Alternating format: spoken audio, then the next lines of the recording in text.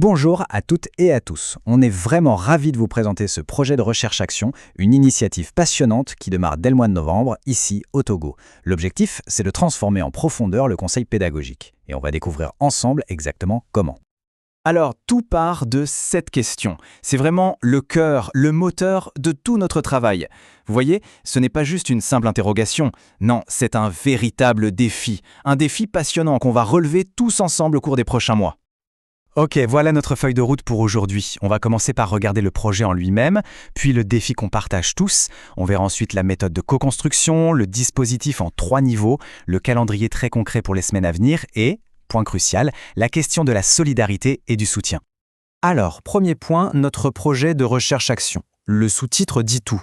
De la formation à la co-modélisation d'une nouvelle méthode. On va voir ce que ça implique. Il ne s'agit pas juste de formation, mais bien d'une transformation de nos approches. Au départ, l'idée était assez directe, former les conseillers aux techniques d'entretien. Mais le projet a mûri. L'objectif qu'on se fixe maintenant est bien plus ambitieux. Il s'agit de modéliser, ensemble, une nouvelle méthodologie. Et pour faire ça, on va s'appuyer sur l'analyse partagée de vraies interactions professionnelles. On passe donc d'une logique de formation classique à une vraie co-création. Et ça nous amène au deuxième point, qui est au cœur du problème, un défi partagé. C'est cette transition, ce passage de la posture d'inspection à celle d'accompagnement. Un enjeu que, je crois, on connaît tous très bien dans notre pratique quotidienne. La question qu'on se pose tous, elle est là. Comment, concrètement, on passe d'une posture d'inspection à une posture de formateur, d'accompagnateur, tout en continuant bien sûr de répondre aux exigences de l'institution? C'est tout l'enjeu. C'est un changement de mentalité, de pratique, qu'on veut initier ensemble sur le terrain. Pour le dire autrement, la posture d'inspection, c'est souvent perçu comme un moment descendant, un moment d'évaluation, alors que la posture d'accompagnement, elle, devient un outil pour co-construire des solutions, pour décider d'actions ensemble. Le vrai risque, ce serait que l'entretien-conseil devienne juste une évaluation déguisée. Notre but, c'est tout l'inverse, en faire un levier puissant pour un soutien collaboratif. D'accord, mais alors comment on va s'y prendre? Troisième partie, notre méthode de co-construction. Notre approche repose sur quelques concepts clés qui vont vraiment guider tout notre travail. Nos principes directeurs, ils sont au nombre de 3. D'abord, l'analyse réflexive. On s'inspire des travaux de Schoen pour que chaque praticien réfléchisse sur sa propre action.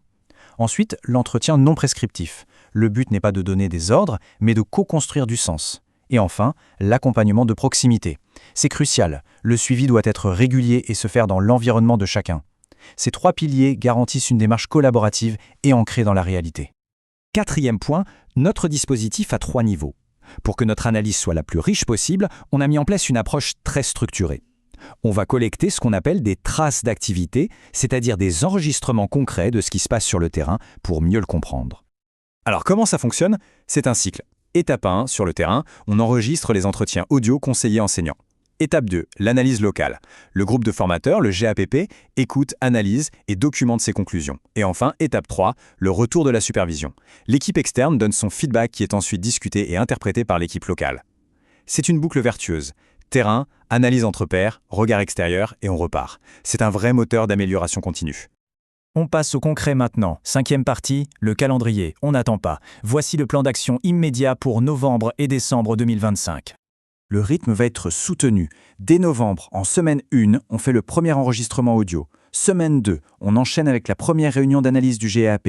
Semaine 3, on rédige la synthèse. Et semaine 4, on envoie tout à l'équipe de supervision. L'idée, c'est que début décembre, on ait déjà leur retour pour préparer la suite en janvier. On est dans un cycle très rapide d'action, réflexion, ajustement. Et ce projet, il est ancré ici, à El-Avagnon, avec les écoles EP et JP et l'Avagnon Central, 5 enseignants volontaires, 5 directeurs impliqués, pour une durée de 5 à 6 mois. C'est vraiment l'engagement sur le terrain de chacune et chacun qui est la clé du succès de cette recherche. Et on termine avec un point absolument fondamental, le 6e, la solidarité et le soutien. Ce projet, c'est un partenariat pour la réussite. Et ça veut dire une chose très simple, personne n'est seul dans cette démarche. Cette solidarité, elle est incarnée par l'équipe de supervision. C'est une équipe composée d'experts nationaux et internationaux. Et leur rôle, c'est très clair. Ce n'est pas de diriger, mais bien d'être en appui, en solidarité avec les équipes de terrain. Ils sont engagés avec nous du début à la fin, et tout ça s'inscrit dans un projet plus global de formation des inspecteurs par la recherche. Concrètement, comment va-t-on collaborer ? On a prévu des réunions Zoom toutes les 4 semaines.